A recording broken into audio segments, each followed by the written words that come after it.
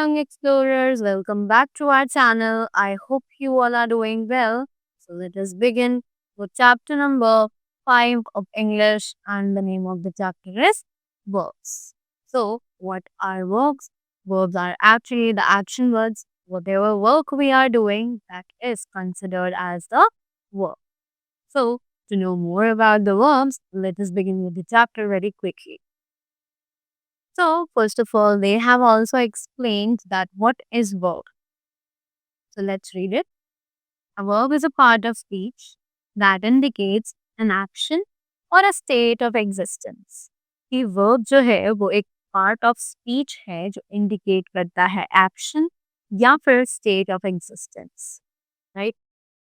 So, first of all, they have discussed the be words over here, right? तो be verbs कौन से हैं? तो be verbs indicate state of being. ये be verbs जो है वो हमें स्टेट ऑफ बीइंग दिखाते हैं, कोई चीज वहां पर है, right? They can be used as the main verb and also to form auxiliary verbs. ये जो वर्ब्स हैं ये यूज की जाती हैं मेन वर्ब्स को बनाने के लिए या फिर ऑक्सिलरी वर्ब्स को बनाने के लिए भी। Am, is, are, were, being, and being are the forms of be verbs that are used, right? तो ये सब ही be की ही verb forms हैं जो कि हम लोग use करते हैं, right? Examples: I am going out. The food is healthy in this restaurant, right? Moving ahead, we have am and is are main verbs in these sentences. अब am और is जो है वो मेन verbs हैं इन sentences में. So I am packing my bags for my trip tomorrow. Right? तो मैं right. Next is the house was being painted. Right? तो हमने यहाँ पर am और was being ये सब ही main verbs हैं इन sentences में जिन्हें हमने use किया है. Next, am and was are auxiliary verbs in these sentences above. तो am और was being जो है वो auxiliary verbs हैं ऊपर sentences में, right? So now next we have the regular or irregular verbs. अब ये regular और irregular verbs आखिर कौन सी हैं? Let's have a look. Every verb can be used in a sentence in 3 different forms: present, past and past participle. कि हर verb use की जाती है एक सेंटेंस में 3 अलग-अलग तरीके से, जो कि है प्रेजेंट, पास्ट और past participle, right? On the basis of form of verbs, verbs can be divided into two main types: regular verbs and irregular verbs. कि verbs verb forms के basis पर verbs जो है वो 2 तरीके से डिवाइड की गई हैं: regular verbs and the irregular verbs. अब ये regular verbs कौन सी हैं? Regular verbs can form their past and past participle forms by adding ed. कि regular verbs अपना पास्ट या पास्ट पार्टिसिपल फॉर्म्स कैसे बना सकती हैं जब हम उनके एंड में ed ऐड कर दें, राइट? जैसे कि एग्जांपल्स हैं dwell, dwells, dwells, walk, walked, walked, right? After that, an irregular verb can form its past tense and past participle in several ways. कि irregular verb जो है वो फॉर्म कर सकता है उसका past tense और past participle tense अलग-अलग तरीके से, बहुत सारे तरीकों से. Most irregular verbs change spellings, but there are some verbs that do not change their forms at all. Look at these examples. अब बहुत सी irregular verbs ऐसी हैं जो कि spellings change कर लेती हैं, but कुछ ऐसी हैं जो कि अपनी forms कभी भी change नहीं करती हैं. Let us look at the examples now. So the examples are come, came, and came. Shrink, shrank, and shrunk. Put, put, put. Shake, shoot, and shaken. Right? So all these are the examples of the kinds of irregular verbs. After that, the next that we have is finite and non-finite verbs. अब ये finite और non-finite verbs कौन से हैं? So, on the basis of usage in a sentence, verbs may be classified as the finite and non-finite verbs. कि sentence में usage के basis पे वर्ब्स जो है वो फाइनाइट और नॉन फाइनाइट दो तरीकों से क्लासिफाई की जाती है. Finite verbs are the main verbs in sentences, whereas non-finite verbs never act as the main verbs. कि finite verbs जो है वो act करती है sentences में as the main verb, right? But जो non-finite verbs हैं वो main verb की तरह sentence में act नहीं करती, right? Non-finite verbs are of three types: infinitive, that is two words; gerund, that is verbal noun; and participle. अब जो नॉन फाइनाइट वर्ब्स हैं वो भी आगे तीन कैटेगरीज में डिवाइडेड है. दैट इज इन्फिनेटिव, जो कि टू वर्ब्स वाले फॉर्म में आती है, two plus verbs, right. Gerund, जो कि वर्बल नाउन होती है. और लास्ट है participle, right. So moving ahead, this table shows us the differences between finite verbs and the non finite verbs. तो ये जो टेबल है ये हमें डिफरेंसेस दिखाती है फाइनाइट वर्ब्स में और नॉन फाइनाइट वर्ब्स के बीच में, right. So the finite verbs यानी कि main verbs placed just after a subject, क्योंकि प्लेस की गई हैं जस्ट आफ्टर अ सब्जेक्ट, बिल्कुल सब्जेक्ट से पहले, राइट. एग्जांपल्स हैं आई लिव इन वैशाली, राइट. अब non-finite verbs are not placed where any close to a subject. ये बिल्कुल भी सब्जेक्ट के पास नहीं लगाई जाती हैं, right. Examples, I went to the gym to exercise, right. Next is show tense. अब टेंस दिखाना है. So I live in Vaishali, I am living in Vaishali, I will live in Vaishali, right. So, non-finites do not show tense, right? इसके examples हैं I went to the gym to exercise, I go to the gym to exercise, right? Next, show number, agree with the subject. अब number दिखाना है और subject के साथ agree भी करना है. So, the man lives in Vaishali, the men live in Vaishali, right? अब आते हैं नॉन फाइनाइट वर्ब्स पे. तो वो डू नॉट शो नंबर, ये नंबर शो नहीं करने हैं. डू नॉट शो नंबर, ये नंबर शो नहीं करते हैं, राइट. एग्जांपल्स हैं she goes to the gym to exercise, we go to the gym to exercise, right. उसी के बाद moving ahead we have a sentence can not be formed without a finite. अब एक sentence को हम finite verb के बिना नहीं बना सकते. Hearing a crash, no finite verb. हमने ये सेंटेंस पढ़ा पर इसमें कोई भी फाइनाइट वर्ब नहीं है, right. A sentences may be complete without an infinitive, two plus verb, a gerund, participle, present और पास्ट, राइट. अब सेंटेंस जो है वो कंप्लीट हो सकता है बिना किसी इन्फिनेटिव के, किसी की टू प्लस वर्ब हमें ऐड करना हो, एक जेरेंड, एक पार्टिसिपल जो कि प्रेजेंट या फिर पास्ट में हो, right. Examples, I exercise, I learn grammar, I ran into the room, right. So now they say let us study the three types of non finite verbs in details. अब इन तीनों ही verbs को हम details में पढ़ेंगे, तीनों ही non finite verbs को. So first of all, let's begin with infinitives. So first of all, let's begin with infinitives. So an infinitive is a non-finite verb that expresses an action. It is generally preceded by the preposition to. The infinitive जो है वो एक non-finite verb है जो express करता है एक action को, और हम usually इससे पहले to का use करते हैं जो कि एक preposition है. Sometimes it is used without to and called a bare infinitive. कभी कभी हम इसे to के बिना भी यूज कर लेते हैं और तब ये bare infinitive कहलाता है.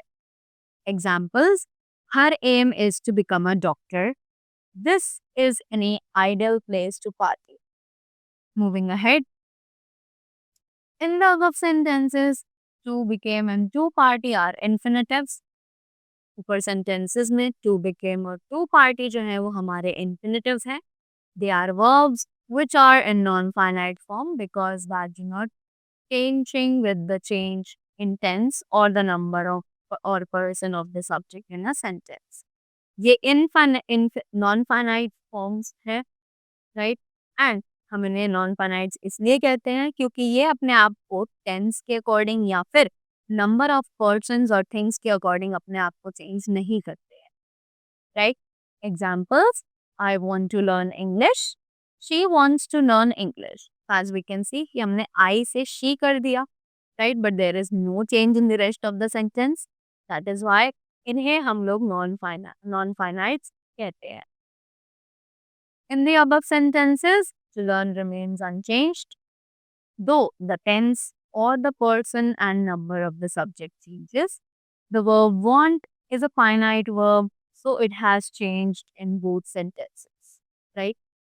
उसी के बाद नेक्स्ट आता है हमारा gerunds. अब gerunds क्या है? Any verb can be transformed into a gerund by adding to ing to the root verb. Verb को कभी भी ट्रांसफॉर्म किया जा सकता है एक जेरेंड में अगर हम उसमें आईएनजी ऐड कर दे रूट वर्ब में. Gerunds when it stands by themselves can be used as nouns. Gerunds को हम नाउन्स की तरह भी यूज कर सकते हैं. Gerunds can be used as a verb when used with an auxiliary verb to indicate an action that is continuing at a particular period of time.